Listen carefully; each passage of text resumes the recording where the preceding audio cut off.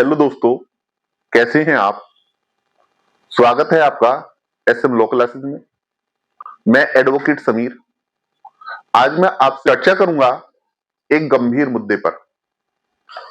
आए दिन आप सोशल मीडिया के माध्यम से, समाचार पत्रों के माध्यम से या अन्य माध्यम से आप देखते हैं कि कुछ व्यक्ति या व्यक्तियों का समूह जो गांव में, मोहल्लों में, कॉलोनियों में जो फेरी लगाने वाले लोग हैं, जो सामान बेचने आते हैं, तो इकट्ठा होकर उनसे बोलते हैं कि अपना पहचान पत्र दिखाओ, अपना आधार कार्ड दिखाओ, अपना नाम बताओ। और कई बार धर्म विशेष के आधार पर उनके साथ हिंसा भी की जाती है। तो ऐसे में हमें यह जानना है कि कानून क्या कहता है, कि क्या आम नागरिक को किसी व्यक्ति से उसका पहचान पत्र मांगने का अधिकार है? क्या किसी आम आदमी को यह प्राधिकार है, उसके पास ये अथॉरिटी है कि वो किसी व्यक्ति से उसका नाम पूछे, उसका आईडी प्रूफ मांगे?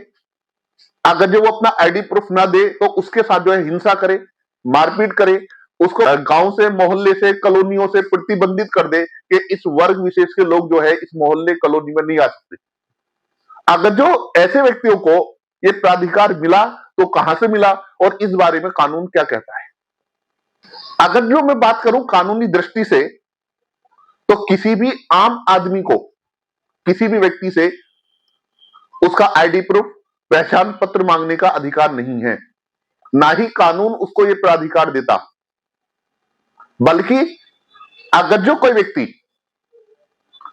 किसी फेरी लगाने वाले से या किसी अन्य व्यक्ति से उसका आईडी प्रूफ मांगता है, उसका रास्ता रोकता है, उसको मना करता है, गांव में, कॉलोनी में या किसी अन्य पब्लिक प्लेस पर कोई भी सामान बेचने के लिए, तो याद रखना, अगर जो फेरी वाले का रास्ता रोका जाता है, कई बार आप न्यूज़पेपर के माध्यम से या सोशल मीडिया पे, व्हाट्सएप के माध्यम से या फेसबुक पर, इंस्टाग्राम पे देखोगे कि कुछ लोग खड़े हो जाएंगे सामने, उनका रास्ता रोक देंगे, वापस जाओ, रास्ता रोकते हैं। तो याद रखना, अगर जो इस तरह का कृत्य किसी भी व्यक्ति के द्वारा किया जाता है तो ये अपराध है। ये भारतीय न्याय संहिता की धारा 126(2) सैदोष अवरोध का अपराध है।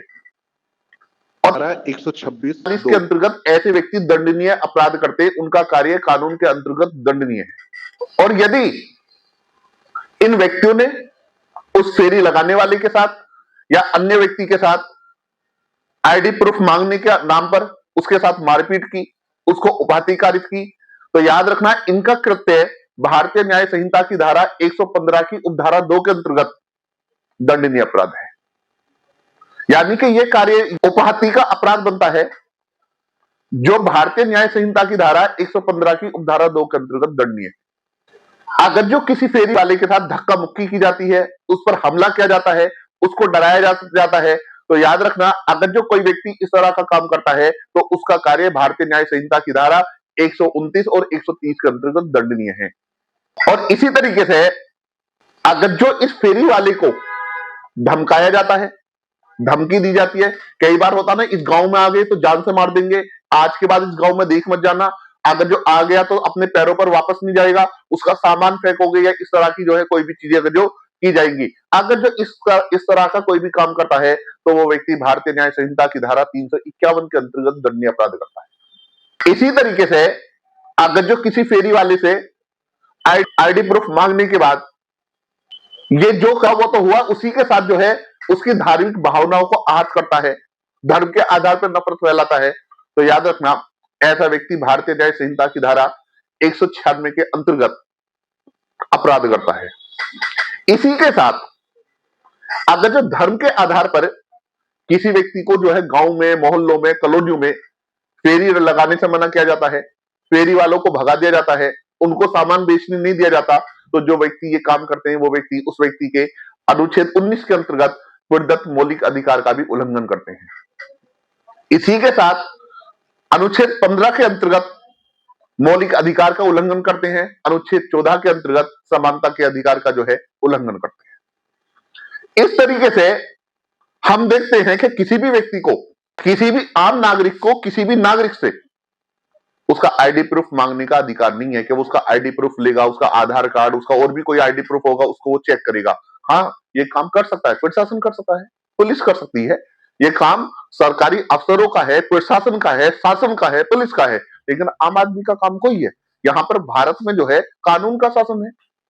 कानून ने हर तरीके से सबकी लायबिलिटी को तय किया है।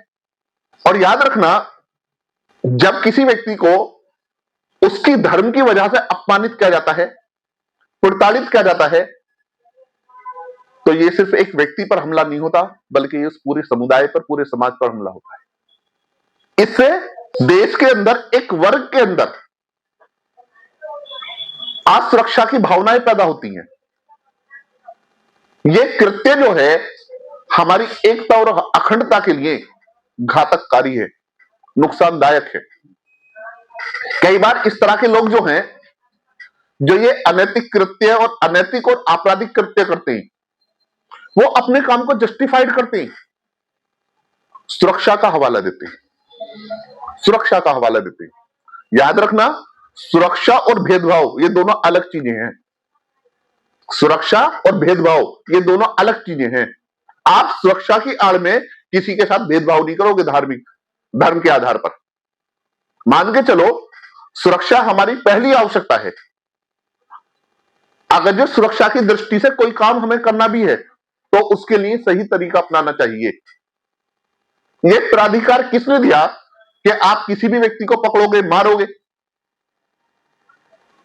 अगर जो आपको लगता है कि कोई व्यक्ति संदिग्ध है या इस व्यक्ति से हमारी सुरक्षा को खतरा है, तो आप उसके लिए सही रास्ता चुनें, सही तरीके को अपनाएं, कानूनी तरीके को अपनाएं। और कानूनी तरीका क्या है? स्थानीय प्रशासन से संपर्क करें। साहब, ये व्यक्ति है, ये व्यक्ति हमें संदिग्ध लगता है, पुलिस वेरिफिकेशन की व्यवस्था कराएं। ये सिस्टम कराना चाहिए। और इसी के साथ याद रखना, अगर जो किसी व्यक्ति के साथ इस तरह की घटना होती है, यानी कि कोई फेरी वाला है, कोई सामान लगाने वाला है, और उसको किसी भी तरीके से मारा पीटा जाता है धर्म विशेष के आधार पर, चाहे वो किसी भी धर्म से आता हो, तो ऐसे में ऐसे व्यक्ति को तुरंत पुलिस को सूचना देनी चाहिए। पुलिस को सूचना नहीं हो पा रही, तो उत्तर प्रदेश के अंदर जो आपातकालीन हेल्पलाइन नंबर है 112, उस पर कॉल करनी चाहिए। नजदीकी थाने में जाकर उसकी एफआईआर दर्ज करानी चाहिए। अगर जो वो व्यक्ति इंजर्ड हुआ है, उसको चोट वगैरह लगी है, तो गवर्नमेंट हॉस्पिटल में उसकी जो है एमएलसी करानी चाहिए, यानी कि मेडिकल लीगल रिपोर्ट जो है तैयार करानी चाहिए। साथ ही साथ घटना से संबंधित जितने भी सबूत हैं, जितना भी साक्ष्य है, उसको इकट्ठा करें। उसकी सीसीटीवी फुटेज, उसकी वीडियो, आसपास खड़े हुए लोग जो हैं उनके स्टेटमेंट, इन सारी चीजों का जो है कलेक्शन करना चाहिए। जो जो लोग इस घटना से परिचित हैं, जो गवाह हैं, उनके नाम, नंबर और उनके पते भी नोट करने चाहिए। इसी के साथ राज्य मानव अधिकार आयोग में और राष्ट्रीय मानव अधिकार आयोग में भी शिकायत करनी चाहिए। राज्य अल्पसंख्यक आयोग में और राष्ट्रीय अल्पसंख्यक आयोग में भी शिकायत करनी चाहिए। लेकिन इसी के साथ याद रखना, अफवाहों से बचना चाहिए। कानून को किसी भी कीमत पर अपने हाथ में नहीं लेना चाहिए और हर प्रकार की हिंसा का विरोध करना चाहिए। कभी भी उकसावे में या भड़कावे में आकर किसी भी हिंसात्मक घटना को अंजाम ना दें। तो आज इतना ही। यदि किसी भाई के साथ, किसी भी व्यक्ति के साथ, वो चाहे किसी जाति, धर्म, वर्ण, समुदाय का हो, अगर इस तरह की कोई भी घटना होती है, तो वो संपर्क करे। जितना भी हो सकता है उसकी कानूनी सहायता की जाएगी। मिलते हैं फिर एक नई वीडियो के साथ। जब तक के लिए जय हिंद, जय भारत।